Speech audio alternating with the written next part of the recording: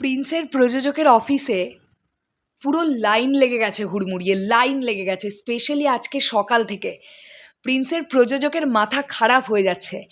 এত হল মালিকদের ভিড়, তাদের একটাই কথা যে প্রিন্স চাই, আমাদের প্রিন্স চাই, প্রিন্স ছাড়া আমরা সেকেন্ড কোনো অপশন চাইছি না। চাইছি না মানে চাইছি না।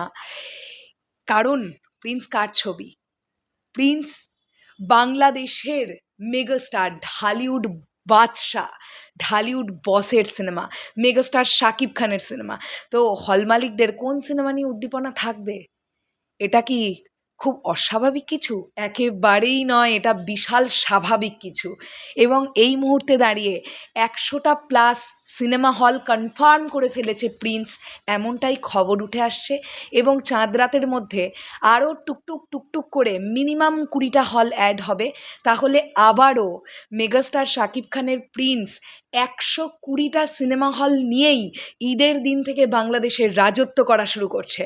এবং তোমাদেরকে জানিয়ে রাখি, সেম ডেটে মানে ঈদের দিনে ওয়ার্ল্ড ওয়াইড রিলিজ দেওয়ার কোনো পরিকল্পনা কিন্তু প্রিন্স টিম রাখেনি। এটা অত্যন্ত ভালো একটা দিক, কেননা আগে বাংলাদেশের মানুষ মিনিমাম 15 থেকে 20 দিন, মিনিমাম 1 মাস হলে তো খুব ভালো হয়, 15 থেকে 20 দিন মিনিমাম আগে বাংলাদেশে চলুক ছবিটা, দুর্দান্তভাবে একটা বিজনেসের জায়গা করে ফেলুক, তারপর ধীরে ধীরে বিভিন্ন কান্ট্রিতে প্রিন্স রিলিজ করা হোক। এটাই সবচেয়ে বুদ্ধিমানের কাজ হবে।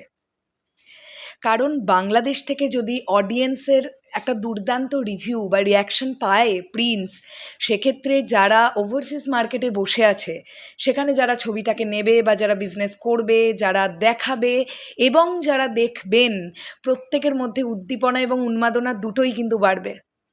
কারণ মেগাস্টার শাকিব খানের একটা স্ট্রং দর্শক অলরেডি তৈরি হয়ে গেছে অল ওভার দ্য ওয়ার্ল্ড, যেখানে যেখানে মেগাস্টারের ছবি রিলিজ করে।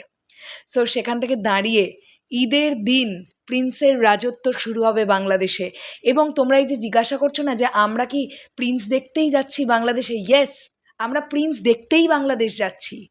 আমাদের কাছে যদি জিজ্ঞাসা করো যে তোমরা কেন বাংলাদেশ আসছো, আমরা মেগাস্টার শাকিব খানের ছবি বড় পর্দায় প্রথমবার বসে এনজয় করতে বাংলাদেশ যাচ্ছি, ভারত থেকে বাংলাদেশ যাচ্ছি।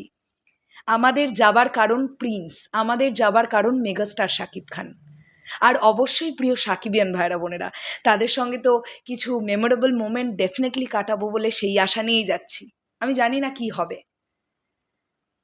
সো এই হচ্ছে এখন আপডেট উঠে আসছে।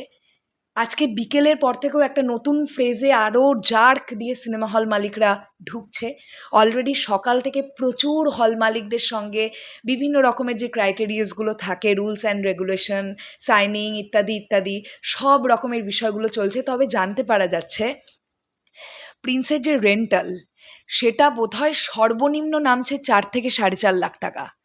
তার থেকে নিচে কিন্তু নামবে না, মানে একদম মিনিমাম রেন্টালটা আমি বলছি, মোস্ট প্রবাবলি 4 থেকে 4.5 লাখ টাকা।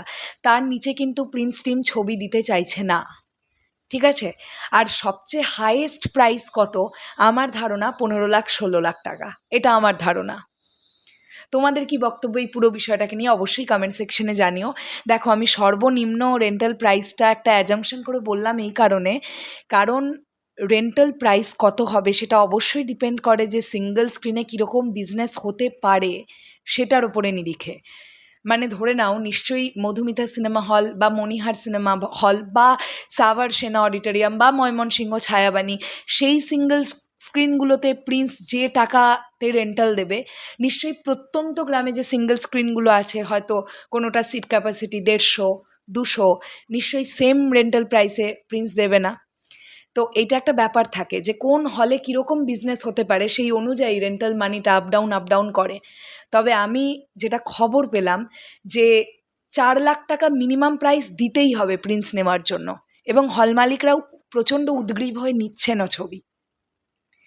শেষ করলাম ভিডিওটা, আসছি আবার খুব শিগগিরই, তাহলে এখনের জন্যে টাটা।